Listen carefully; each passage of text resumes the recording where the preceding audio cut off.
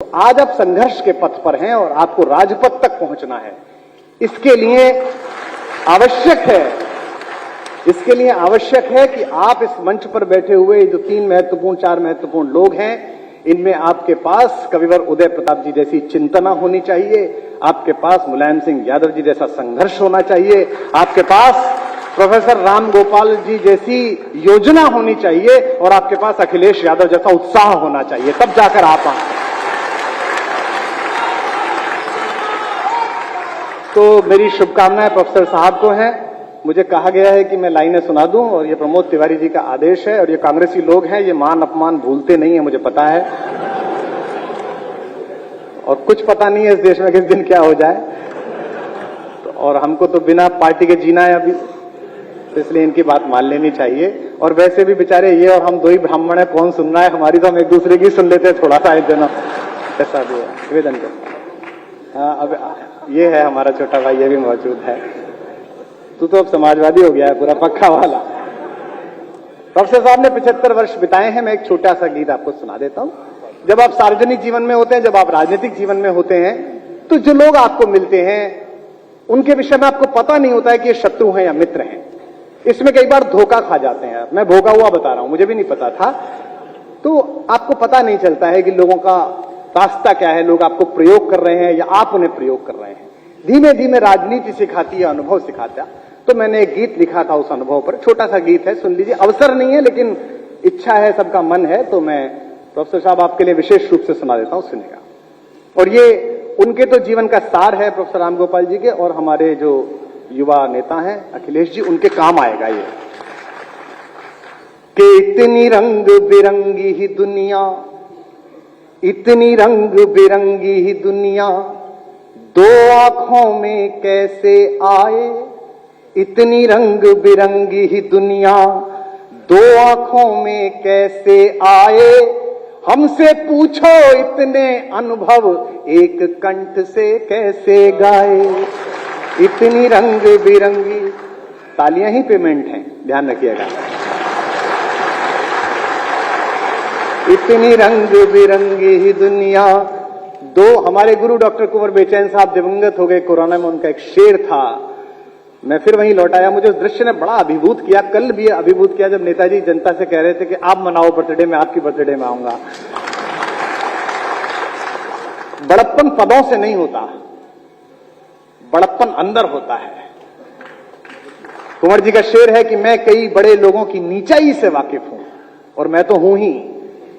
मैं कई बड़े लोगों की नीचाई से वाकिफ हूं। बहुत मुश्किल है दुनिया में बड़े होकर बड़ा होना, तब कह रहा हूं कि इतनी रंग बिरंगी ही दुनिया। सुनिएगा बंद, एक एक पंक्ति पर आपको एक चेहरा याद आएगा, पार्टी में काम करता हुआ, सदन में काम करता हुआ, इधर से उधर दूसरे दलों में आता जाता। अगर याद आए तो वह करना। इतनी रंग बिरंगी ही दुनिया, ऐसे उजले लोग मिले, ऐसे उजले लोग मिले जो अंदर से बेहद काले थे। ऐसे उजले लोग मिले जो अंदर से बेहद काले थे। ऐसे चतुर मिले जो मन से सहज सरल भोले भाले थे। ऐसे चतुर मिले जो मन से सहज सरल भोले भाले थे। ऐसे धनी मिले जो कंगालों से भी ज्यादा रीते थे। ऐसे धनी मिले जो, अभी ये चुनाव चल रहा है, आपको धन का संकट है, अभी सत्ता आ जाए धन का संकट, आप देखना क्या स्थिति हो जाएगी। ये ऐसे धनी मिले जो कंगालों से भी ज्यादा रीते थे। ऐसे मिले फकीर जो सोने के घट में पानी पीते थे। ऐसे मिले फकीर जो सोने के घट में पानी पीते थे। इस पंक्ति का सौंदर्य समझें। आप तो कवि सम्मेलनों के श्रोता रहे हैं, उदय प्रताप जी के कारण, नेताजी के कारण, अखिलेश जी के कारण आपने बहुत कवि सम्मेलन सुने, तो इसका सार समझे और मुझे दाद दें। ऐसे मिले फकीर जो सोने के घट में पानी पीते थे। मिले पराएपन से अपने, मिले पराएपन से अपने, अपनेपन से मिले पराए। हमसे पूछो इतने अनुभव एक कंठ से कैसे गाए, इतनी रंग बिरंगी ही दुनिया। आखिरी बंद सुनिए अंबिका जी और हमारे तमाम। इनके यहाँ मैं बलिया गया था तो एक कवि धोखे में आ गया, उसने कहा मेरे साथ षड्यंत्र किया गया। मैंने कहा कैसे? बोले मुझे कहा गया कि अंबिका के निमंत्रण पर जाना है, तो आदमी निकला है यहाँ पर।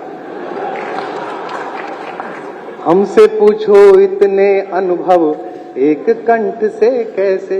अब ये समझिएगा मैं कहां बोल रहा हूं, बोलूंगा नहीं, आप इसका अर्थ समझिए कि जिनको जगत विजेता समझा, जिनको जगत विजेता समझा। टीवी के चैनल्स की बहसों में नहीं देश जीता जाता, देश का मन सड़क पे जीता जाता है, लोगों में जीता जाता है सड़क। इस दांत घिसने के लिए अनुराग बहुत हैं, रोज शाम का यही कार्यक्रम है इन लोगों का, हमने भी किया 4-5 वर्षीय। कि जिनको जगत विजेता समझा, नाम नहीं लेने चाहिए लेकिन चेहरे आपके सामने आएंगे। जिनको जगत विजेता समझा, मन के द्वारे हारे निकले। जिनको जगत विजेता समझा, मन के द्वारे हारे ही निकले। जो हारे हारे लगते थे, अंदर से ध्रुव तारे ही निकले। जो हारे हारे लगते थे, अंदर से ध्रुव तारे ही निकले। अब ये पत्रकार बैठे हैं, ये इसलिए नहीं बैठे कि इस कार्यक्रम का सीधा प्रसारण करें, ये इसलिए बैठे हैं कि मेरे मुंह से कुछ निकले और ये कहें कि समाजवादियों की उपस्थिति में कुमार ने दिए संकेत। ये जनता के अलावा सबका संकेत पकड़ते हैं। जो हारे हारे लगते थे, अंदर से ध्रुव तारे ही निकले। जिनको पतवारें सौंपी थी, एक व्यापार का शब्द पढ़ रहा हूं, कविता के लोग ध्यान दें, आदरणीय उदय प्रताप जी। जिनको पतवारें सौंपी थी, वे भंवरों के सूदखोर थे। राजनीति का मंच नहीं है इसलिए मैं इस पर टिप्पणी नहीं करता कि किसान आंदोलन में क्या हुआ क्या नहीं हुआ। मुझे दुख इस बात का नहीं है, मुझे दुख इस बात का था और मैं लगातार 1 वर्ष से बोल रहा हूं, क्योंकि मैं किसान का बेटा हूं। मेरे पिता प्रोफेसर थे और खेती भी करते थे, और मैं जो खेती करता हूं 6-10 एकड़ में, वो तो अय्याशी की खेती है। चले गए फार्म हाउस के फोटो डाल दिए, हमें नहीं पता। लेकिन दोस्तों, सड़क के हाईवे से 200 रुपए का कैक्टस खरीद के नोएडा के 67 माले की अपनी बालकनी में सजाकर फोटो खींचने वाले लोग जब जून की तपती दोपहरी में काम करने वाले किसान के ऊपर टिप्पणी करते हैं, उसके विषय में फेसबुक पे लिखते हैं, तब कष्ट होता है। कि जिनको जगत विजेता समझा, मन के द्वारे हारे ही निकले। जो हारे हारे लगते थे, अंदर से ध्रुव तारे ही निकले। जिनको पतवारें सौंपी थी, वे भंवरों के सूदखोर थे। इस पंक्ति का संकेत आपकी तालियां उठाएगा, मैं जानता हूं, मुझे कहने की आवश्यकता नहीं। जिनको पतवारें सौंपी थी, वे भंवरों के सूदखोर थे। जिनको भंवर समझ डरता था, आखिर वही किनारे ही निकले। जिनको भंवर समझ डरता था, आखिर वही किनारे ही निकले। हम मंजिल तक क्या पहुंचेंगे। गोलमेज सम्मेलन में गांधी गए, मनोज जी बैठे हुए हैं, विद्यार्थी हैं। लोग कहते हैं कि गांधी की ताकत क्या है। लोग गांधी पर लोहिया पर सवाल करते हैं। उनके लिए प्रोटोकॉल का कागज आया किंग के यहां से कि आपको किंग से मिलने का समय दिया गया है, तो ये पहन के आइए, ग्रे कलर का कोट होना चाहिए, पैंट ऐसी होनी चाहिए। पर वो तो हिंदुस्तान का सबसे बड़ी छाती का आदमी था, वो पहुंच गया जैसे था। जब पैलेस पे उतरा तो एडीसी ने अंदर जाके बताया कि साहब वो तो नंगा आ गया है, एक ही धोती है। तो किंग ने कहा कि चर्चिल बोलता तो था नंगा है, पर ऐसे आ जाएगा ये पता नहीं था।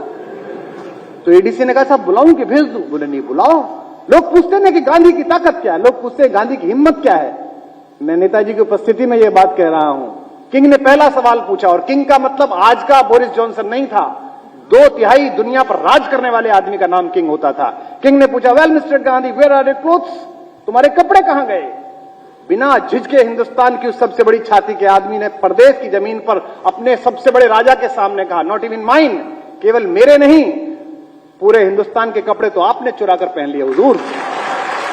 इसे गांधी की ताकत है।